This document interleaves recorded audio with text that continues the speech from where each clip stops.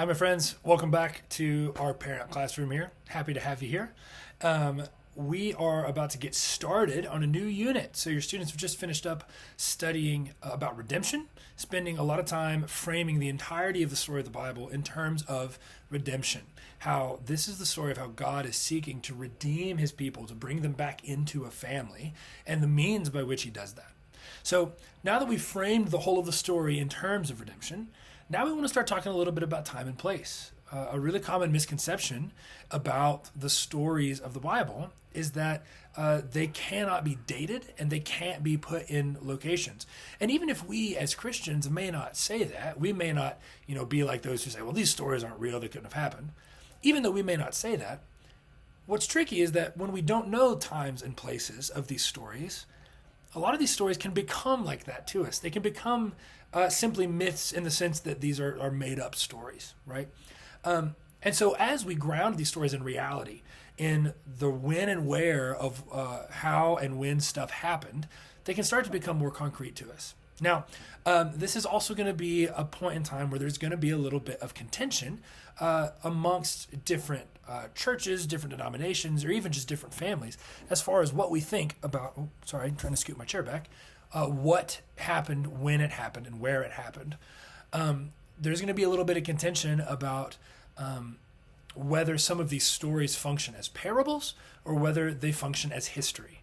And that is something that it is my deepest desire to make sure that that kind of content is up to the students, up to you and your families, but also that the students have all of the information, right? So whenever we talk about stuff like the flood, we won't be dealing with a ton of specifics in this unit because, again, we're mainly talking about time and place. We're not getting into a ton of the details about the flood. But as we cover that information, I want to make sure the students have the information about what different groups may believe about this, about what some of the options are, so that they are familiar with them, but ultimately that they know that good Christians believe all of these things. There are Christians who believe one thing about the flood and good Christians who believe other things about the flood. And we want these students to know that this is not something that determines whether or not they are Christians. This is not something on which your salvation hangs, right? So just kind of give you an idea of what we're going to be covering. So, or I should say how I'm going to be covering some of that maybe more contentious material. So without further ado, let's jump into our study of where and when stuff happened. So our conversation is going to begin around what we're calling the Big Six. I've told students, and I think I may have said in one of these videos before, Dr. Richter, an author who I really appreciate, Dr. Sandy Richter, she says a lot of times our study of the Old Testament is kind of like that one closet or that one drawer in our house that's just really jumbled. Talking to the students, a lot of these students really know the stories of the Old Testament. They know about Samson. They know about David. They know about Gideon. But if you ask them where those stories happen, it becomes a lot more like that one closet in our house. It's just kind of loose. It's piled in there. I know these stories are in there somewhere, but they're just kind of, it's a story pile. And so what this Big Six is going to do is they kind of function as hangers. They help us to have these six guys, these six events in order, helps us hang the rest of our stories in a particular order. So let's talk about what that means. So our Big Six people/events, it's going to be 5 people in one event. And if you can memorize the order of these people/events, it's really going to line up the rest of the Old Testament for you. Our first person is Adam. Our second person is Noah. Our third person is Abraham, or Abe. Our fourth person is Moses. Our fifth person is David. And our final event is the exile. As we understand these 6 people or events, it's going to make it a lot easier for us to hang the rest of our stories in our closet. So for instance, by the time we memorize these guys and understand some of their stories, I might ask, where's the Gideon story? Well, the student's going to say, well, Gideon's a judge, so it's before David, but he's in the promised land, so it's after Moses. So he's somewhere between Moses and David. Or I'll say, tell me about King Jehoiakim. And they'll be like, oh my gosh, I have no idea who that is. But he's a king of Israel, so that means it's after David, but he's not Saul, David, or Solomon. So it's in a split kingdom. So it's after David, but he's still in Israel, so it's before the exile. So he's somewhere between David and the exile, right? Knowing these 6 is going to help us situate a lot of our other stories and kind of get timelines straight. And that's really our deepest hope. Now, it's from here that we need to talk a little bit more about how time was viewed in the Old Testament. So when we talk about time, things get a little tricky because we, as 21st century Westerners, think about time in a certain way, and people in the ancient Near East are going to think about time in a very different way, and we can see this in the New Testament even. So take a minute, go read Matthew chapter 1, and go read Luke 3:23 through 38. You're going to find two genealogies of Jesus. So to go ahead and pause this video, read those genealogies, and tell me what you notice is different between those genealogies. All right, welcome back. Now you may have noticed that these genealogies are a little bit different. Specifically, you're going to see that the Matthew genealogy is going to start from Abraham, whereas the Luke genealogy is going to go all the way back to Adam. We may ask, why is that? Well, genealogies serve a purpose, right? They're not just facts for the sake of being facts, right? It's not just like, here's some random people. No, these tell stories. In Matthew, we have Matthew writing a very Jewish gospel, trying to prove Jesus to be this new, better Moses, this fulfillment of all of Israel's hopes. And since that's one of his important, his directives, Matthew brings us back to Abraham, the founder of the Jewish people, the father of the Jewish people. And he's going to root Jesus' identity primarily in Abraham. Now, Luke is doing something different. Luke is writing, of the fulfillment of the Jewish story, but he's also trying to really drive home that the story of Jesus is for all people in all nations, to all the Gentiles. And so who is he going to root the story of Jesus in? Well, it's going to be in Adam, and the father of all people, right? It's not that one of these genealogies is right and one of these is wrong. No, the point of genealogies is not just to give us dates. It's not just to give us a random list of people. It's a history, and it's a story. It's rooting our story in an idea. For Matthew, that this is the culmination of all the promises of Abraham. And for Luke, that this is the culmination of all history. That all of those on the outside are also coming in, because ultimately this guy, Jesus, is rooted in Adam.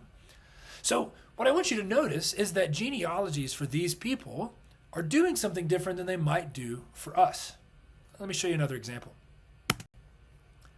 I want you to go check out some of these passages. So 2 Kings 8, 2 Kings 12, 2 Kings 14, 2 Kings 15. Now, when you look at these passages, you're going to find the mention of kings. But what you may also notice is that in our genealogies in Matthew and Luke, these kings, these descendants of David, are skipped. What? Matthew, Luke, these gospel writers are wrong? They don't mention certain descendants of Jesus? They're left out entirely. What is going on? Why would they do this? Is Matthew lying to us? Is Luke wrong? Is our Bible mistaken? Why are these guys skipped? And I think it's here that we start to really see the difference in how we think about time, how we think about writing histories, and how the ancient people thought about writing histories. Why are these guys skipped? Is Matthew wrong? Is Luke wrong? Is our gospel inaccurate? And ultimately, I want to say no, it's not. It's a difference in how we view time and how we view history. So we have to ask this question: what is the purpose of Bible genealogies? Why is it that ancient Jewish authors had these genealogies? Well, if you'll remember in our story of Ruth, we saw that genealogies are actually functioning in that story as a hyperlink. It's supposed to connect us back to the Judah and Tamar story. These genealogies are actually part of the storytelling. So what we're finding is that whereas we, as 21st century Westerners, may see genealogies just as a list of people, kind of like a 23andMe, or like going through what is my lineage, where am I from? For the ancient Jewish people, they actually serve different purposes. Number one, they're going to highlight people. So as we saw in the Judah Tamar story, in the Ruth story, we're highlighting how these people, Ruth and their kids, are tied to Perez, the son of Tamar, right? We're highlighting individual people. But we're also going to highlight themes. So one of the things you may notice if you read the Matthew genealogy, we have 3 different sets of 14 descendants. It's a little too perfect. And the reason is for Matthew is a Jewish writer. As a man who recognizes that the number 7 is really important to his people, he's going to say, who is Jesus? He is 3 sets of twice 7, right? He is 3 sets of 14 away from Abraham. Is Matthew lying to us? Is he wrong? Is he skipping these people on purpose? Yeah. He's not wrong. He's doing it on purpose. Because the purpose of genealogies is not just to give an exact list, it's to highlight themes. We know the number 7 is this idea of perfection and rest. The number 3 also tied deeply to who God is. So when we get this 3 sets of 14 people, we're highlighting the theme, who is Jesus? He is the perfect descendant of Abraham.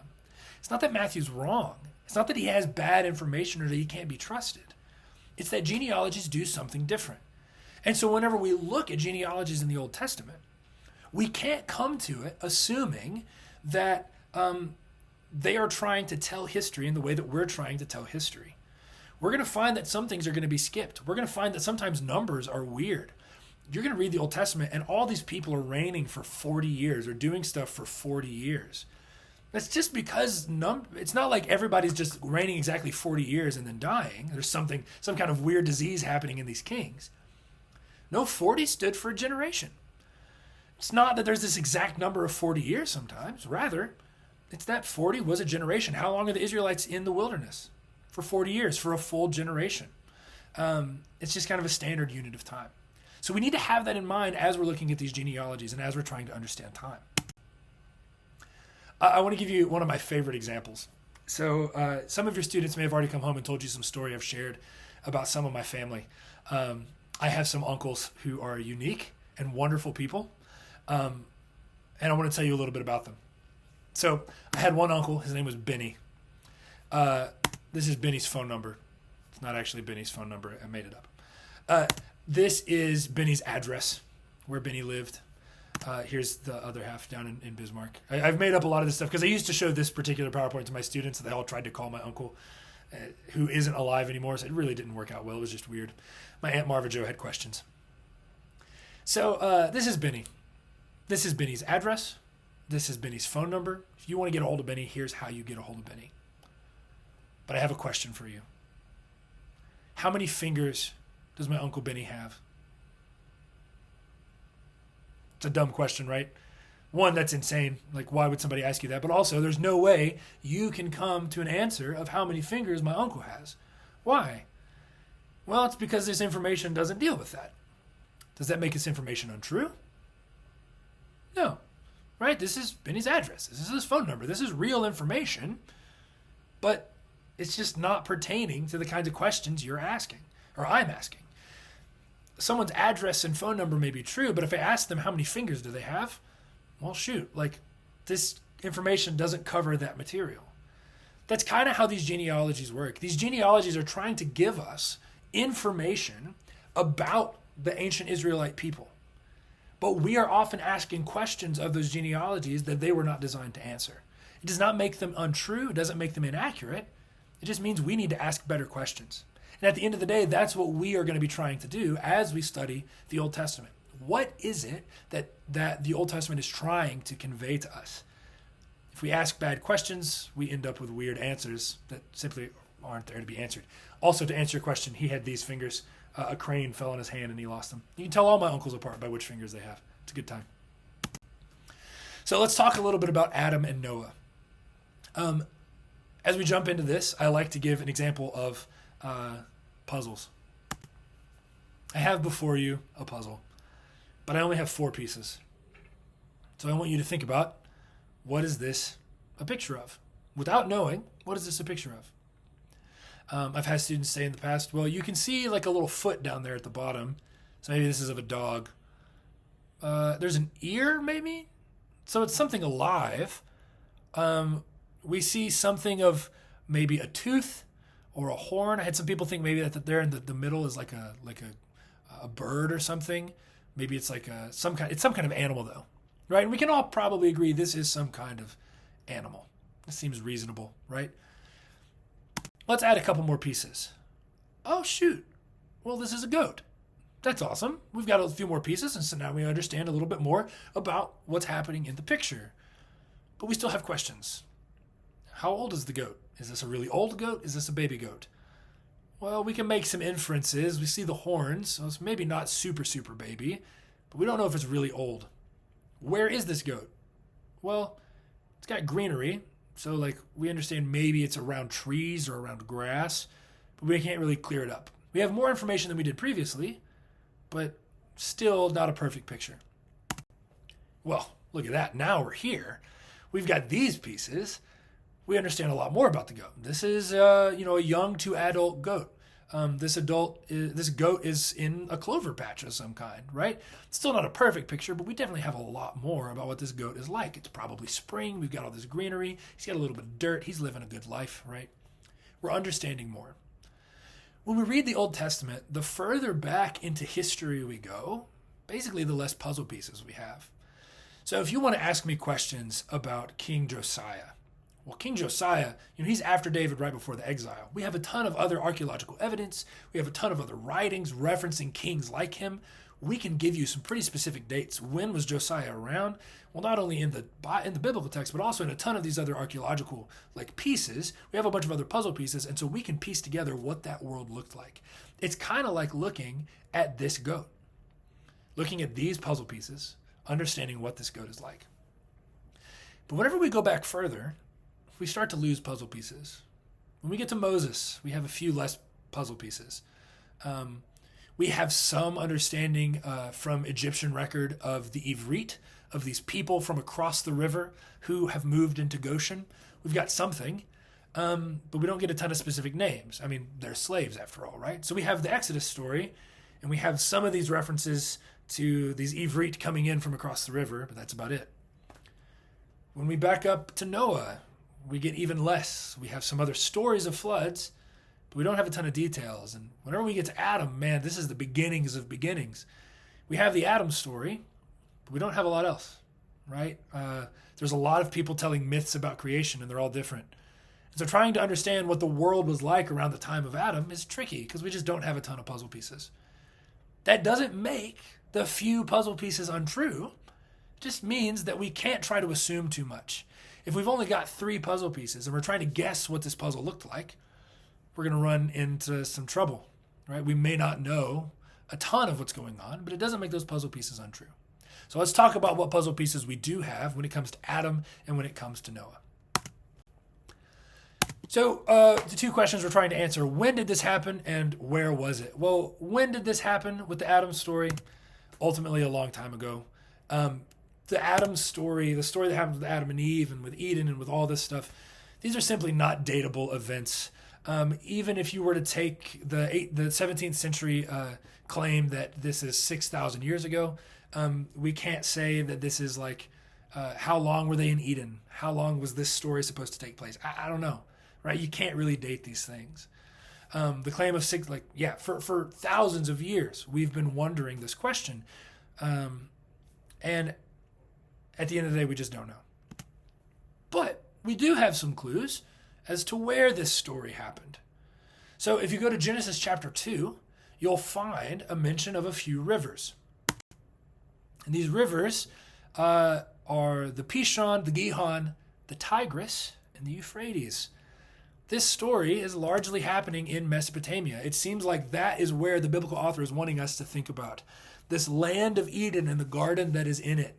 The story of Adam and Eve, it's somewhere in Mesopotamia. Mesopotamia is a Latin word literally meaning between the rivers, the Tigris and the Euphrates, right?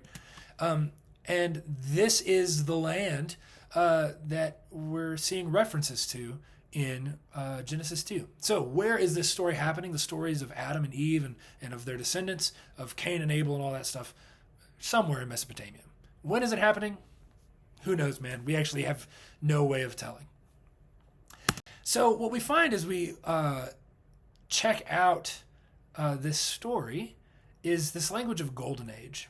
So between Adam and Noah, whenever we read the stories of other civilizations, we find that this time before the flood is referred to as a golden age. Whenever we read the Sumerian kings lists, or whenever we read stories like Atrahasis, a lot of these ancient civilizations saw this time before the flood as like this golden age, this perfect time where everything was wonderful and beautiful, and there was advancement and people were thriving and there was art and all this stuff, right? For those of us familiar with the Old Testament story, though, we get a much different picture. When we read the Noah story, Genesis 6 describes this as this time not as a golden age, but as a time of violence, as a time of pain, as a time of debauchery, an evil, perverse time.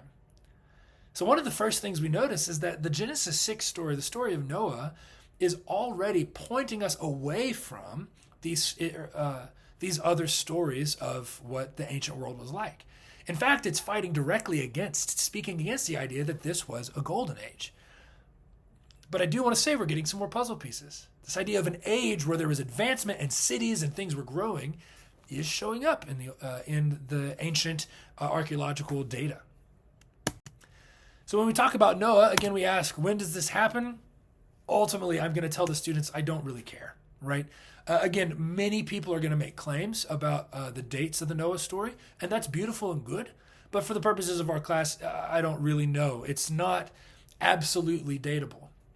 But one of the things I do tell the students is that we're able to do some kind of relative dating, because what we find is that this flood seems to function as a transition from two different ages, from the Adamic age, from this quote-unquote golden age before, or this time of like debauchery and grossness after Adam, to the current age that we live in now. The story of Noah serves as an epic divider, and I think that can be really fun. So this language of an epoch divider, right? What's really cool is that the Noah story has a lot of similarities to a number of other stories we have from the ancient Near Eastern world. We see the Sumerian kings list.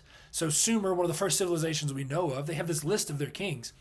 And before the flood happens, we have these people that are living hundreds and hundreds, if not thousands of years, right? These kings that are like powerful and great, and they live forever.